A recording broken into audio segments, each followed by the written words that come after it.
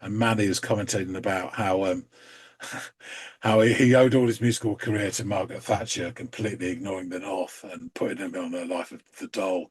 So he was forced to learn music. He said that bitch gave me my start.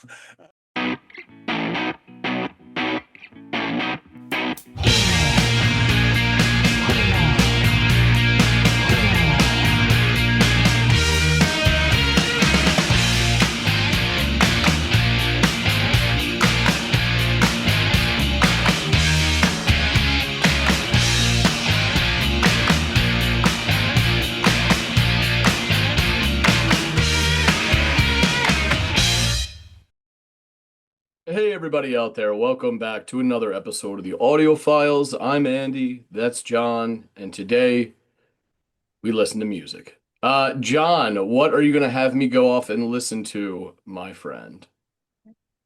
Yeah, today we're doing a song. It was announced at the time this airs last week on Thursday, the 20th of November, that Manny, Gary Manfield's legendary musician, had died at age 63. So yeah, his brother posted the sad news on Facebook. There are scant details as we do this now, but it was confirmed that Northwest Ambulance Service had gone to a property in the Heaton Moor on Thursday morning where Manny lived. So, to pay respect to a remarkable man with a remarkable talent, we are going to listen to a Stone Roses track. We've listened to four already. She Bangs the Drum, Driving South, Love Spreads, and One Love. So I thought I'd give you Fool's Gold. Excellent. All right. No Well, apostrophe. Quiet. no apostrophe. Okay, gotcha. Yeah, when he passed away, I knew I was working from home and I saw it come across my, news, and I was like, oh, it's only going to be a matter of time before John either gives me a Stone Roses track or a Primal Scream track on which he features to listen to, and rightfully so. So I'm glad that we're capitalizing on this, opportunity to shed some light on it, albeit as a result of something awful happened to a really good guy, great musician, and someone who was far too young to pass. I mean, I know, he's quite older than me, but still, you think you'd well live into the twilight of your days. And it's a shame he didn't. So let's go off and dust off one of his tracks. This one, Fool's Gold, and I will listen to it and give you my honest opinion.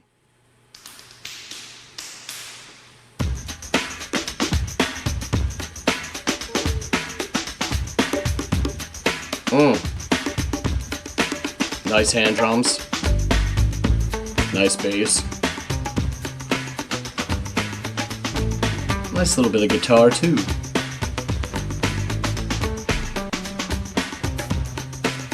It's early days, but I can already tell I'm gonna fucking love the rhythm section in this song. Just love the way it's, set the groundwork for the whole thing. Don't get me wrong, that little added bit of guitar is cute and everything. I don't mean to sound so pejorative with it, but it's the rhythm section for me that's really shining.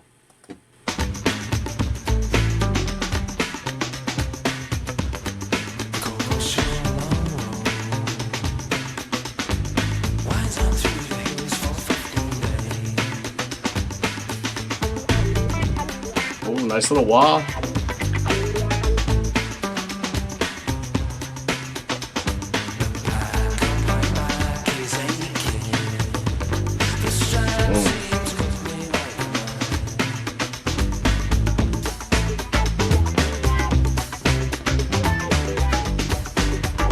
What in the name of dance, funk, psychedelia do we have going on here? I absolutely love this. I could totally see that this sort of main motif being played over and over again, and it being like not only dance inducing but trance inducing as well, because it's you just fall into it. God, it sounds so good.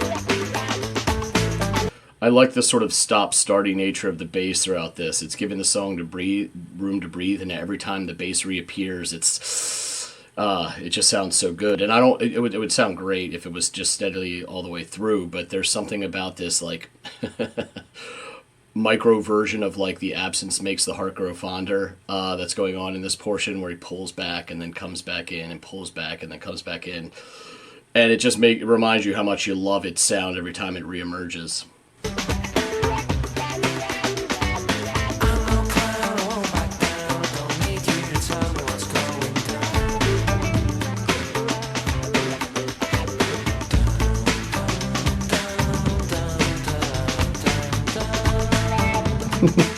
He went up to say down.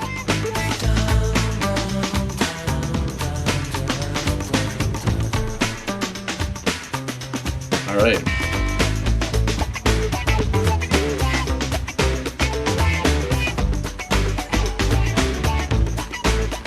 Funky.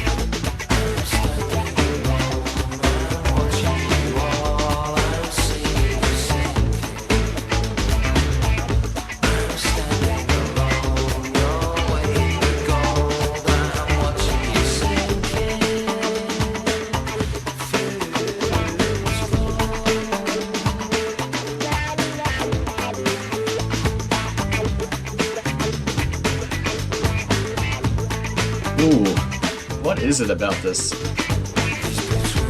Look, I know it's really easy to get kind of wooed by the wah guitar sound, and at times I'm finding myself like focused on that, but it's hard to not focus on that rhythm section, and I don't know what it is, and it's really odd that this is where my head's going.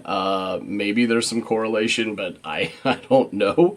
But it's giving me like these vibes of like 80s and maybe very early 90s American hip hop. Like I don't know if it's the Sugar Hill Gang or Young MC or like Rob Bass and DJ Easy Rock, but there's something about this.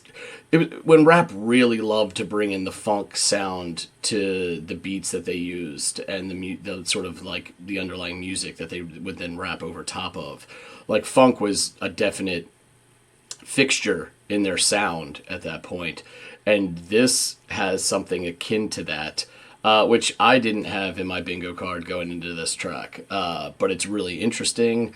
Maybe I'm out of my head. But I don't know. Maybe I'm just looking at it through my own lens, and it's not like that at all. I don't know. But it's really interesting to even have that thought in the middle of the Stone Roses track. Maybe that's misplaced expectations. Maybe they do a lot of that. But, it's still interesting nonetheless, for me anyway, in this first listen.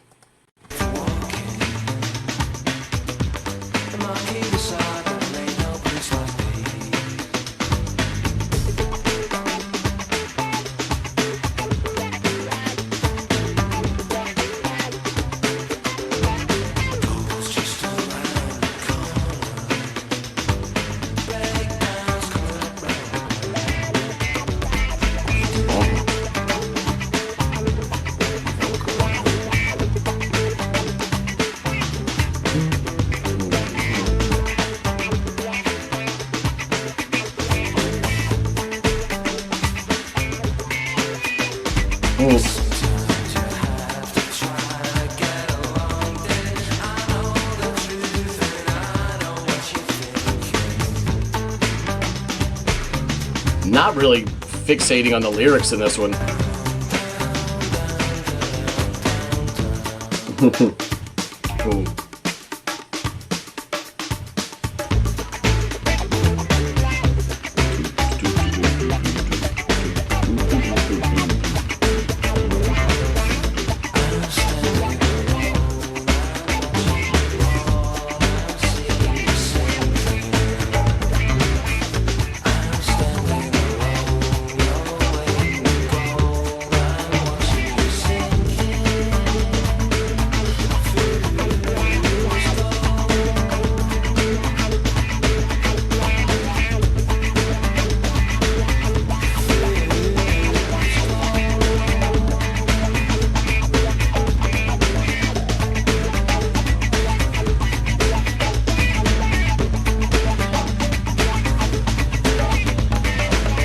Ooh.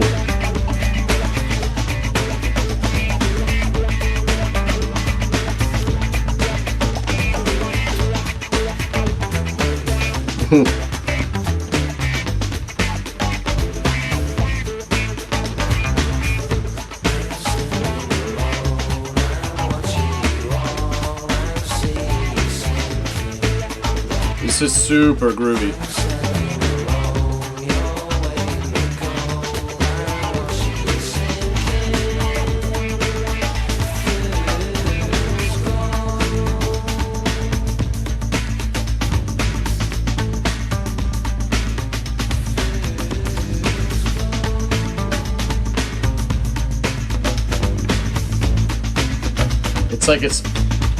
It's like the rhythm section's getting closer to you, like, encroaching ever more closely. It's not like sudden.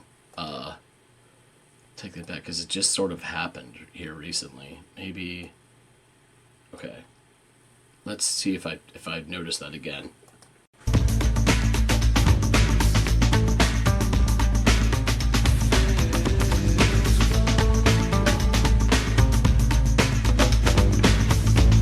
Yeah, it's like someone turned the volume up a little bit.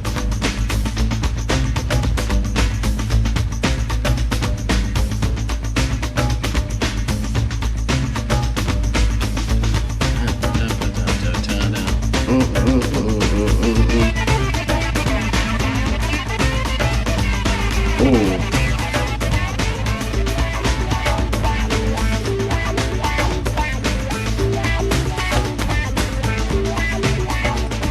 This is it, the guitar sounds like a like less defiant or temperamental Tom Morello guitar part with the phasing and wah sort of combination in that.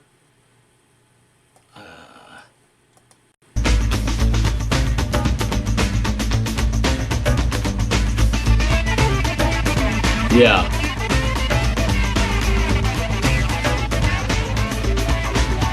Like I could imagine that done with like a lot more aggression, which obviously it would be required of like a Rage Against the Machine song, but if with more aggression, that sounding like a Murillo like guitar line, and not just the line, but the combination or the seemingly a combination of like effects used on the guitar. I love it. I'm not taking anything away. This is the original. I'm just thinking of stuff that I've listened to that seems to have taken inspo from this or this type of sound. Anyway. Here we go.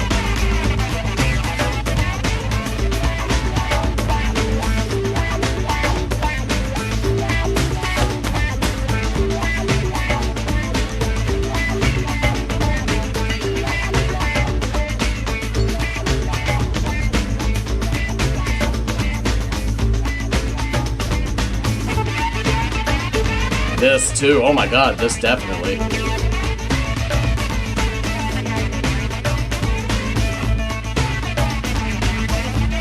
Yes.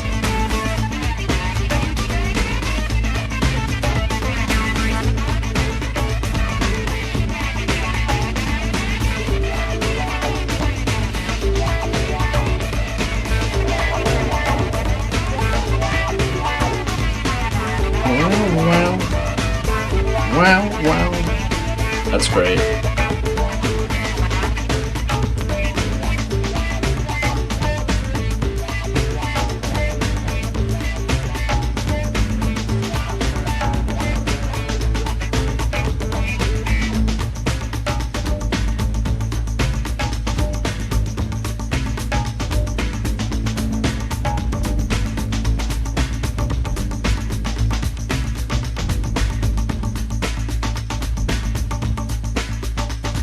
Those drums are fabulous.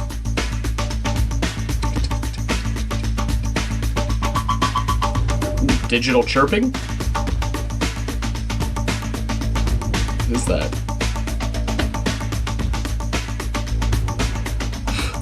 There is this like humming low in the mix that sounds like a couple of Jedi have just charged their lightsabers or something like that. It's really interesting sound.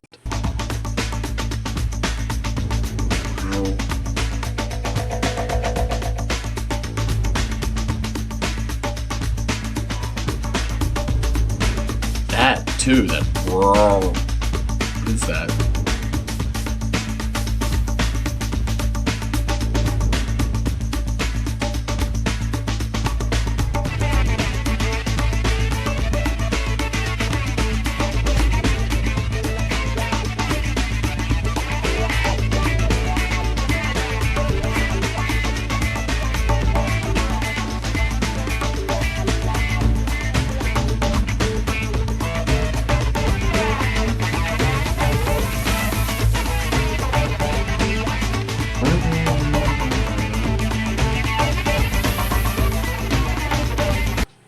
Is that a Western Diamondback rattlesnake that I just heard make an appearance there as well? What the hell?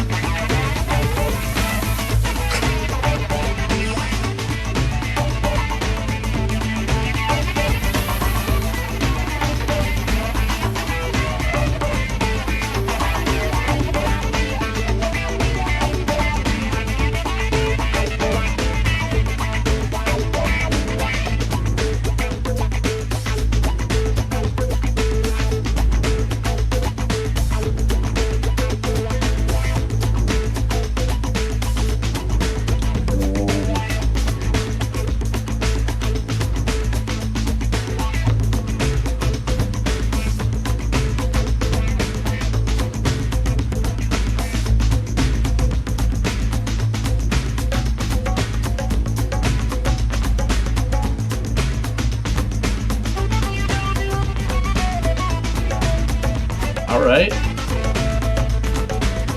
All right. All right.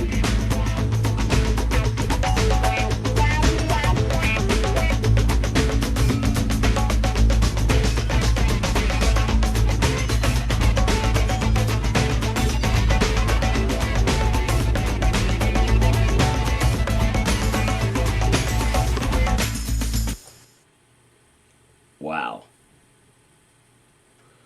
Yeah. Um, it doesn't come as much of a surprise to me that this song had such an amazing rhythm section.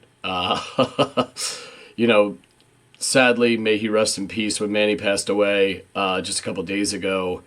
And then John and I spoke about it, and he said that he would like to, for obvious reasons, bring a track that in which he featured to the channel. Stone Roses, maybe Primal Scream, whatever. I knew that it was going to sound. I knew it was going to have a great rhythm section. I mean, come on. One could argue that any rhythm section that features him is going to be great, and it would be a pretty spot on observation. And I think this is a perfect example of that. Whenever anybody says, "Oh, that song had such a great groove," it usually falls on the shoulders of the drums and the bass. Uh, you know, they define what makes that groove so infectious, or makes that song just such a groove based track. This was that to a T. I mean, this is fabulous. I mean, when you from the moment I hit press, the moment I hit play, forgive me, I knew it was going to have that quality to it. The drums kind of set that, and then in struts this bass. That just kind of set the groundwork or my expectations for what the rest of the track would be, and what a great job they did setting those expectations, because those expectations were met and exceeded. This song, one thing about a song of this length that is so groove based, you need to inject a little bit of variation throughout, and the other musicians and the band as a whole did that, which made it far less monotonous than it would be otherwise. And it enabled it struck this lovely balance of being able to put you in this trance state while also not making it sameish throughout. There are these little bits of guitar affectation, or riffs deployed, stop start pulling back of some instruments to then deploy them later, just moments later. But it gives you again that sort of absence makes the heart grow fonder feeling, where like it's reemergence kind of justifies why it was gone, or why it was gone justifies how good it sounds when it reemerges. I love that.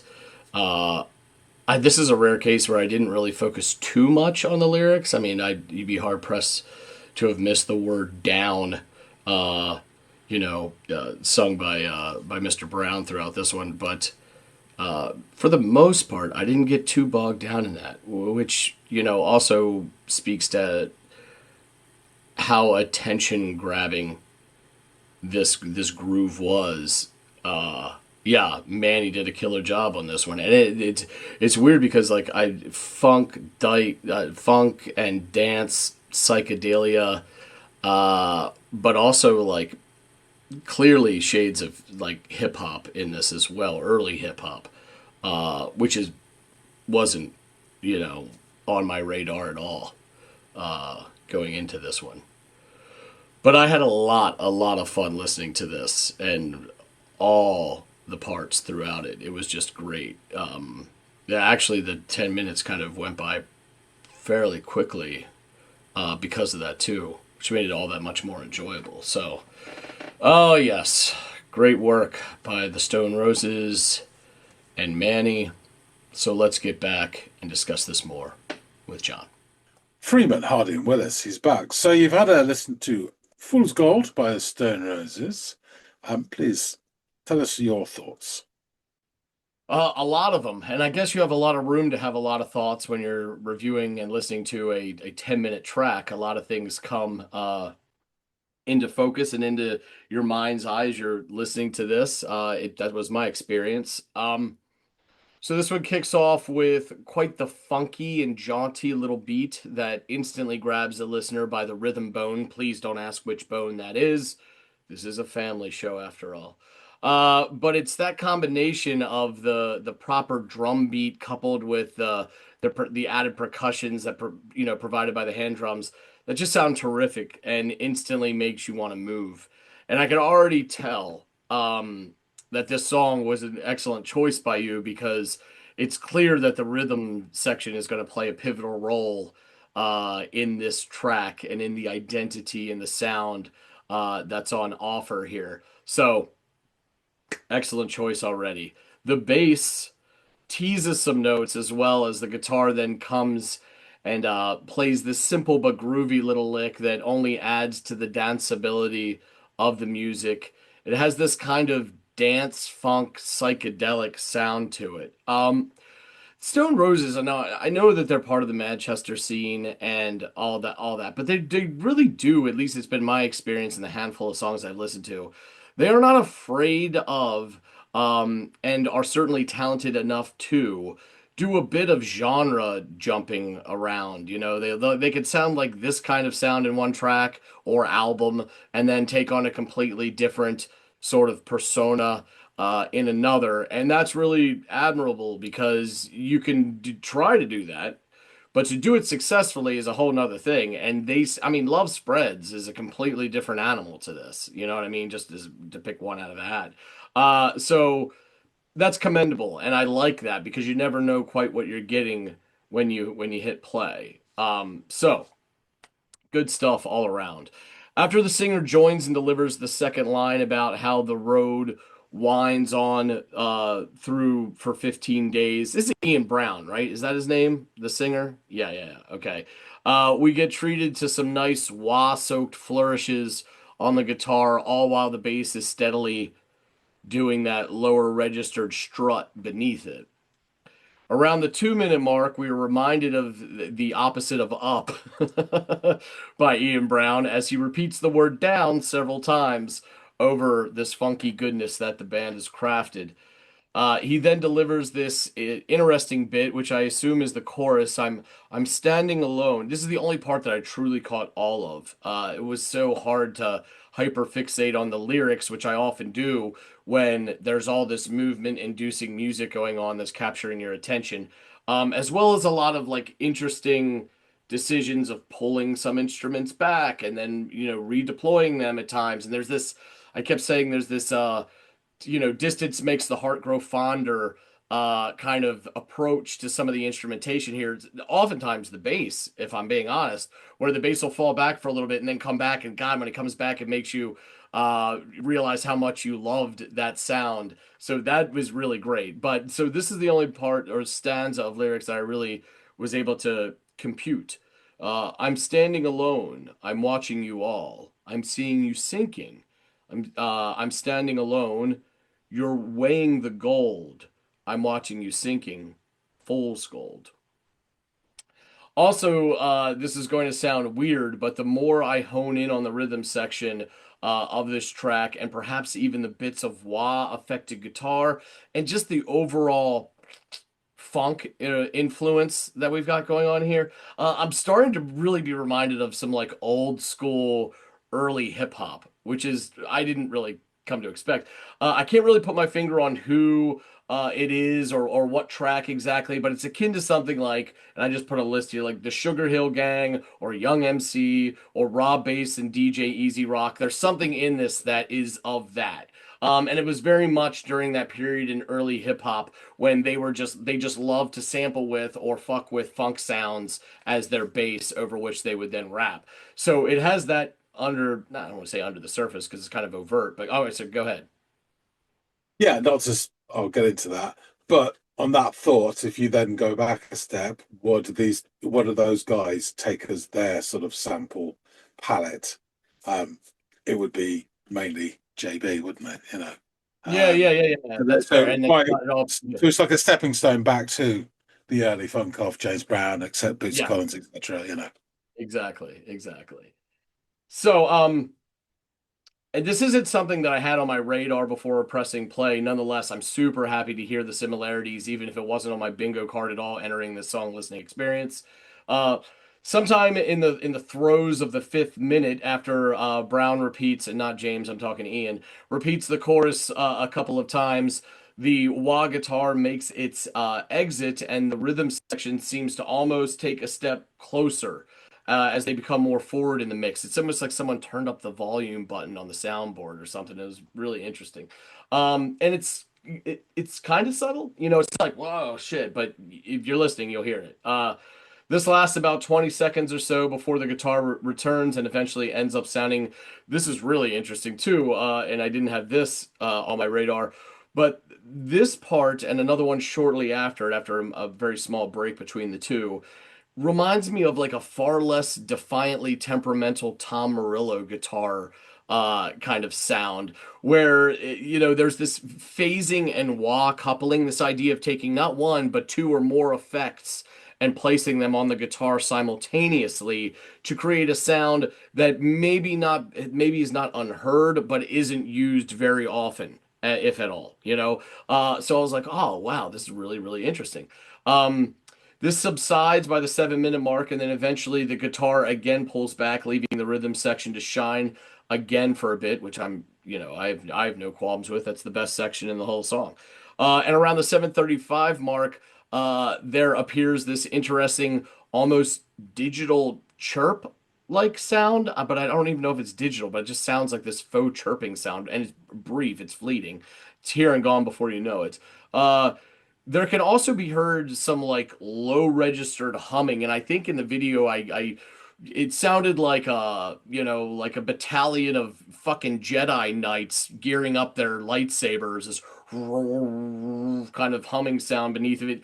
And then that almost, I don't know if it evolved into or this was a different sound altogether because I was getting a bit lost in the sauce, but at one point it sounded like a neighbor two houses down was practicing the tuba into a couch cushion. It was like, muted, but I'm sorry, go ahead. You clearly, I've kicked off something in your head. So go ahead. Yeah, I did make a note of this, but doing the research and reading it, John Leckie produced the album, produced this track, and he remixed it. And in one of the interviews I was reading, he was talking about all the sound effects.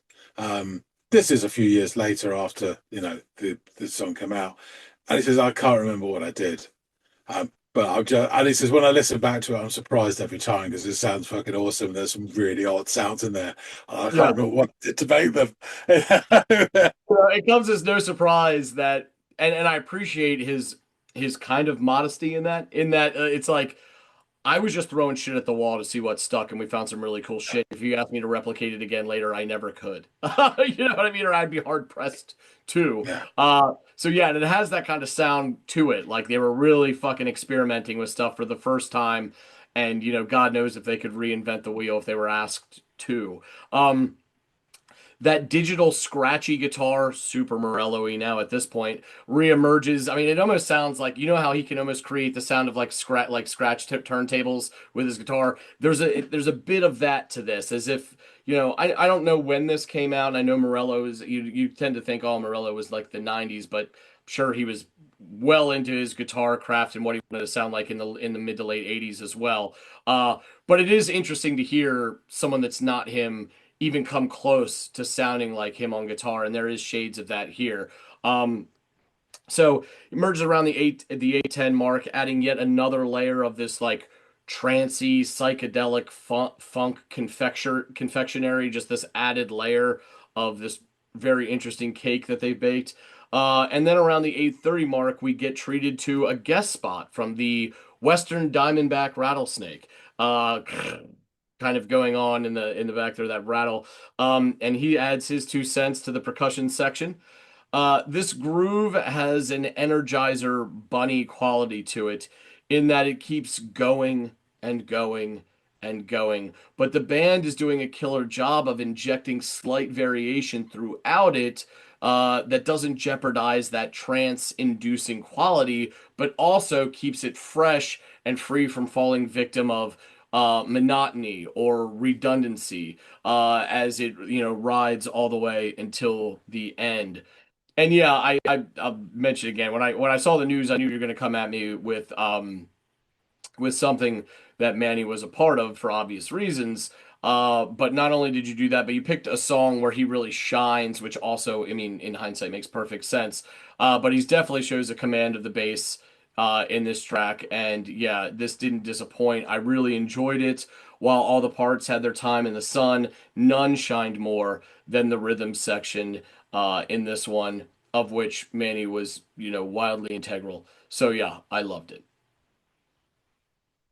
excellent, cool. So, as said before, we've gone through a few episodes of Stone Roses material. There's a playlist. I'll add this to the playlist. Put the link in below. You can go and check out. There's more about the band and stuff and how they put together the first album, etc. So for this, I just concentrate on this, which this is a song almost in isolation compared to the two albums. It's in the middle, same as One Love. Um, so I'll try and set the scene for you. It's really an effort to show how much this band, um, did and still mean to me on a personal level. So the Eponymous debut album that we talked about, that She Bangs the Drums from, was released on Tuesday, the 2nd of May, 1989. And I remember it well because I went to local city Peterborough that weekend and I bought it along with another record that had been released a couple of weeks before, Doolittle by Pixies. Um, and I got them from Virgin Records in Peterborough, and I think that was probably my best ever day of shopping for vinyl, which I'd never heard any of the songs on before. So both albums I bought blind, and oh my God. So fast forward a few months, autumn of '89, I'm at college. I was down in Harlow, deepest, darkest Essex, and it was deep and dark back then. Um, the M25 rave culture had started, and many of my contemporaries were popping dodgy pills and dancing to even more dodgy music in freezing Essex warehouses or in fields near Chorleywood. For indie kids like myself, this track and Happy Monday's Manchester EP kind of led the way forward for the next few years. It gave us something to dance to instead of standing at the side, arms crossed, while the other kids blew whistled, sniffed Vicks vapor rub, and shouted "acid." I didn't understand it at the time, but this track was our sort of Hallelujah, or Hallow Gallow, even on Marquee Moon to an extent.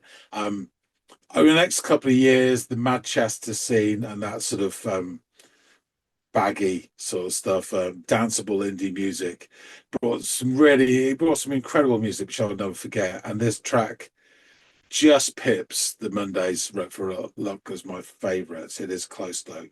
This song is a top 10 song for me, of all time.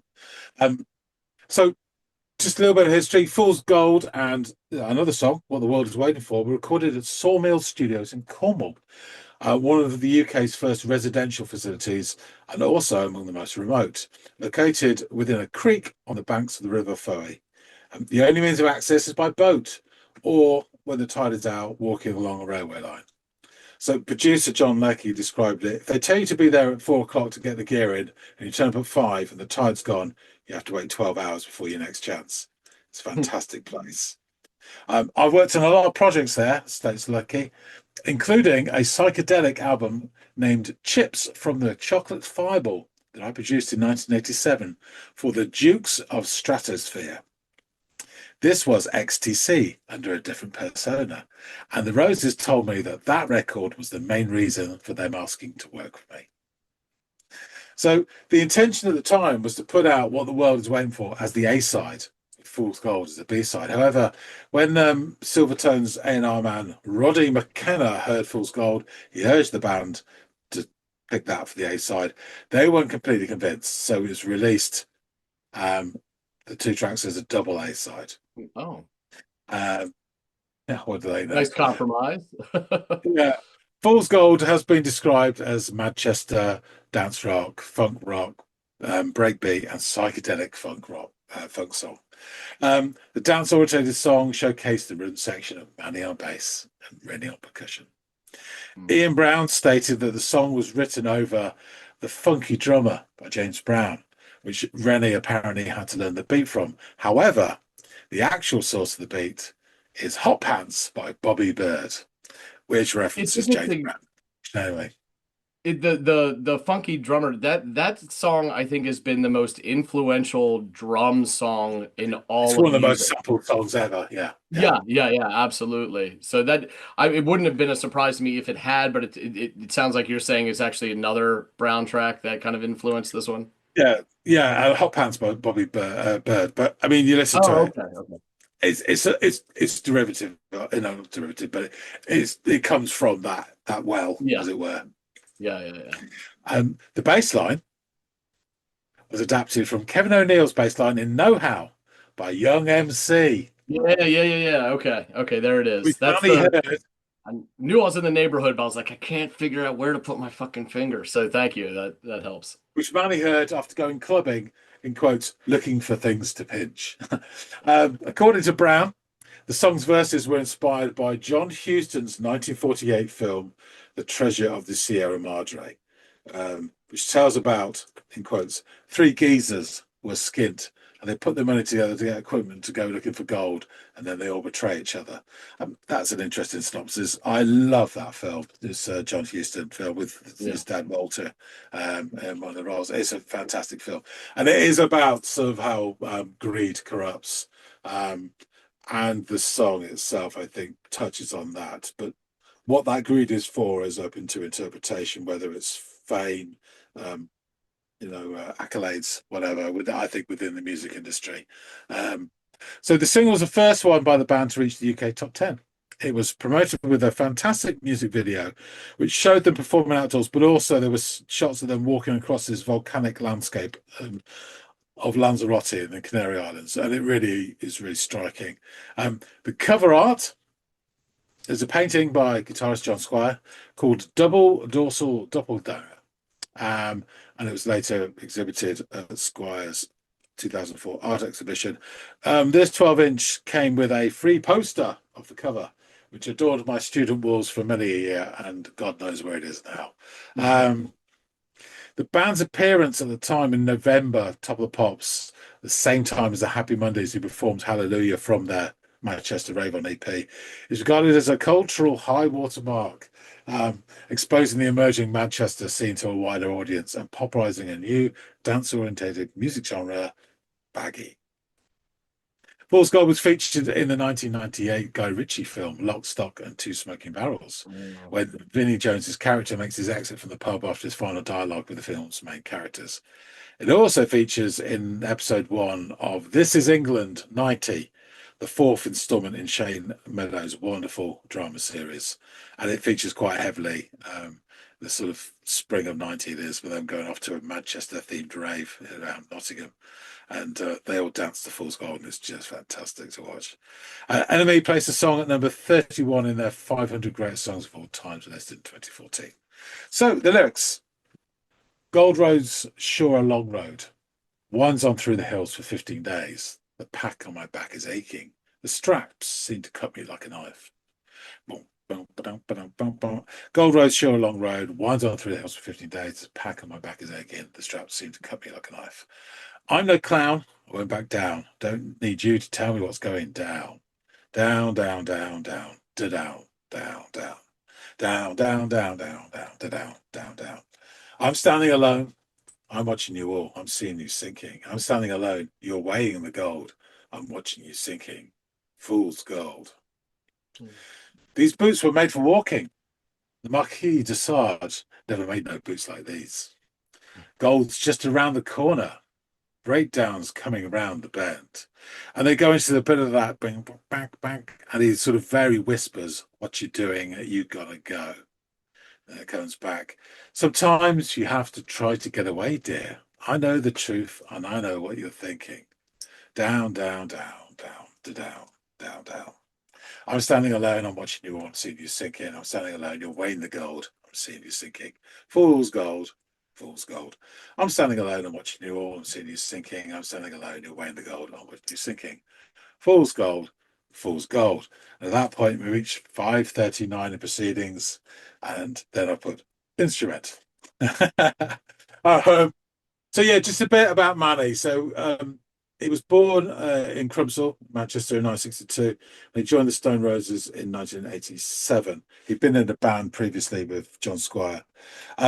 After the band split in 96, Manny joined Primal Scream and played on 5 of their albums before leaving for the Stone Roses reunion in 2011. Mm-hmm. After his mother passed away in 2011, fellow Stone Roses members Ian Brown and John Squire were pictured together at her funeral, leading to rumours of a reunion. And in a panel interview in 2011 about their reformation, member John Squire told the press audience that it was the loss of Manny's mum that eventually brought the group back together after a 15-year hiatus. So during the 30-month-long recording of the second studio album, Second Coming, at Rockfield Studios in Monmouth, Wales, Manny met his to-be wife, Imelda. And they, I don't know when they married, but not that long after. After his wife Imelda was diagnosed with stage 4 bowel cancer in November 2020, Manny became a high-profile advocate for charities raising money and awareness of the disease. And the Stockport NHS Foundation Trust paid tribute to the couple's work, saying, we are very saddened to hear the loss of Manny. As well as being a great musician and much-loved legend of the Manchester music scene, he was also a fantastic supporter of our Stockport NHS charity, together with my wife Imelda. They become top fundraisers in thanks for the care and treatment that we provided for Imelda's cancer. Our condolences to the family, children, and friends. So Manny died almost 2 years to the day after his wife Imelda died. She went on November the 18th, 2023, aged just 52. And obviously he went on November the 20th, 2 years later. The couple shared twin boys, Jean and George, both 12 years old now. They were born in 2013. So the kids are without parents now as well, which is very sad. On a personal note, a friend of mine went to a wedding where Manny, in the early noughties, where Manny was a guest. And he had a quick chat with him at the wedding and said he was like super friendly and super approachable. Just a really nice, down-to-earth guy. He was also impressed that Manny looked so good wearing a really sharp suit, but with Adidas trainers as the footwear. And this made such an impression that I borrowed that look for the same friend's wedding a couple of years later. And as the newlywed couple were walking down the aisle of the church, he spotted me with the trainers and said, "Oh, I just like Manny." And again, it made such an impression that he and another friend returned the favor. So when my wife and I renewed our wedding vows a few years after that, when we got married, we invited mainly family, and then when 10 years later renewed, we invited many friends to the same place. Right. So both delighted me in showing me their manny look as we were waiting by the anvil at the old blacksmiths at Gretna Green. They were both sporting some Adidas trainers with their suits. So yeah, it sort of impacted on our lives as well. Uh, Nice. Tributes have flooded in for the music industry and beyond, including like Manchester City Council, the Mayor of Manchester, Andy Burnham, Stockport Council, we've heard from the NHS Trust as well, and Manchester United. In a documentary about the bunch of players who all came through at the same time, they described the scene in England at the time, and Manny was commentating about how he owed all his musical career to Margaret Thatcher, completely ignoring the North and putting him on the life of the dole. So he was forced to learn music. He said, "That bitch gave me my start." And then famously, he also described how, in 1999 he was really down on his uppers, and he had to sell his scooter to get money to get to the 1999 European Cup final in Barcelona, which Manchester United played and won. Oh, that trouble year. Uh, he's a lifelong fan of the club. His father was a chef there, and Manchester United paid tribute to Manny as well in a post. And also, the Stone Roses track "This Is the One" is played as teams walk out on the tunnel on match days at Old Trafford. Um, Wow. Manny's last appearance was before his death was last month at the boxing legend Ricky Hatton's funeral. Another guy who went very suddenly and really young as well. Um, Manny had recently announced a storytelling tour of the UK, inviting fans to hear about his time in both Stone Roses and Prime Scream and experiences throughout his career. DJ and tour manager Dave Sweetmore wrote, "Absolutely gutted. I spoke to Manny on Monday. He was unbelievably excited for the Evening With tour that we had just announced, and with more dates around the world already on his mind. We had planned a date in December to start writing the book together. He was generally one of the nicest people you could ever wish to meet, and leaves a Mm. hole in the music world that can never be filled." Um, I had just bought tickets online a couple of days before to see him. He was coming to my hometown. And I'd chosen the VIP meet and greet tickets where you get to meet them for half an hour beforehand because I just wanted to shake the man's hand. So it's really sad that I won't get to see or meet him. But I really appreciate the music that he's left behind. And this track really means the world to me. It really does. So Yeah, yeah, I'm glad yeah. you listened to it and I'm glad you enjoyed it. Oh, I absolutely enjoyed it very much. About as much as I enjoyed some of your anecdotes there and hearing some of the little interesting bits about the man's life. I can nowhere near the same level, but as a bass player in a band, I can understand how they oftentimes fly under the radar, which is complete and utter horseshit, in my personal opinion. But it is nice to hear that this one um, got his roses in life, pun intended, and got them and continues to get them posthumously. He sounds like a hell of a human being and a just eternally likable fellow. So I'm glad we could devote this episode to him and clearly his talents. Yeah, hell of a guy, hell of a musician, hell of a band. Okay, I shall wrap things up. Thanks for listening, Sandy. Folks out there, please tell us what you think. I know this is by the time this drops, it'll be sort of a week later, but we did it as soon as we could. So please, any thoughts you have on this fantastic track, on Manny as well. I know there's already been some messages on some of the other episodes, Mhm. paying respect to him. But yeah, please add your comments. We'd love to hear from you. Um, if you haven't already subscribed, please do. We really appreciate everybody who does support the channel. So yeah, hop on board. We'd love to have you. That being said, thanks again so much for watching. I will see all of you in the next episode of the Audiophiles. See you later, guys.